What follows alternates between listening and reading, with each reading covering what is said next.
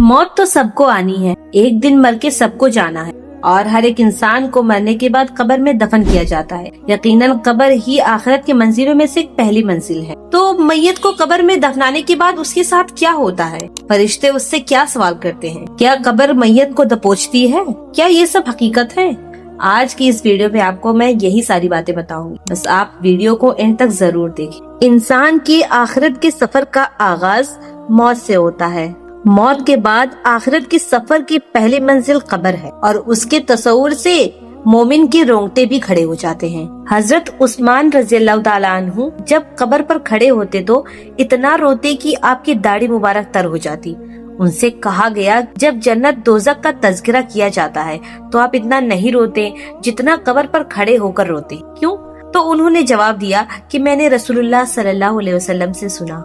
आप सल्लल्लाहु अलैहि वसल्लम फरमाते थे कि बेशक कब्र आखिरत की मंजिलों में से पहली मंजिल है। अगर इंसान उसमें नजात पा गया तो बाद में आने वाली मंजिलें उससे ज्यादा आसान होंगी, और अगर वो उसमें नजात ना पा सका तो बाद में आने वाली मंजिलें उससे ज्यादा सख्त होंगी। लिहाजा आज से ही अपने कब्र को रोशन करने की तैयारी करें, कब्र के अजाब से बचने की तैयारी करें। एक सवाल है जो हम सबके दिमाग में होती है कि क्या हर मैयत को कब्र दबोचती है, चाहे वो इंसान नेक हो या बदबख्त?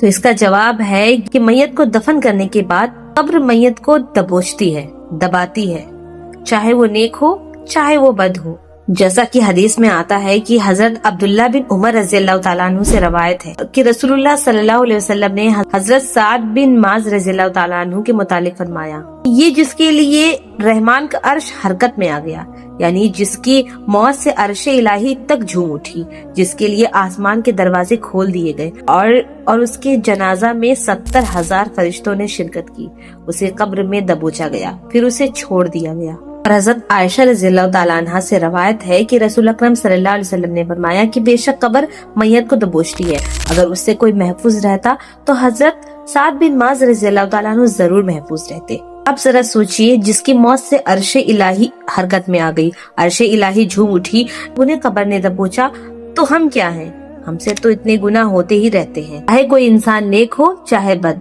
कब्र हर एक को दबोचती है। यकीनन मोमिन को जब कब्र में दफनाया जाता है तो कब्र उसे दबोचती है, फिर वो उसके लिए खुली हो जाती है। अहम सवाल कि कब्र में दफन करने के बाद मैयत के साथ क्या होता है? देखिए, जब मैयत को कब्र में रखा जाता है और वो आदमी नेक होता है, उस नेक आदमी को बगैर खौफ के कब्र में बिठाया जाता है। फिर उससे सवाल किया जाता है कि तुम किस हालत में थे? वो कहता है कि मैं इस्लाम की हालत में था। उसे कहा जाता है कि ये कौन शख्स है? वो कहता है कि मोहम्मद सल्लल्लाहु अलैहि वसल्लम, जो कि अल्लाह के रसूल हैं। आप हमारे पास अल्लाह की निशानियां लेकर आप हमारे पास अल्लाह की निशानियां लेकर आए तो हमने उसकी तस्दीक की। उससे कहा जाता है कि क्या तुमने अल्लाह को देखा है? वो कहता है कि नहीं, ये तो किसी लायक ही नहीं वो अल्लाह को देखे।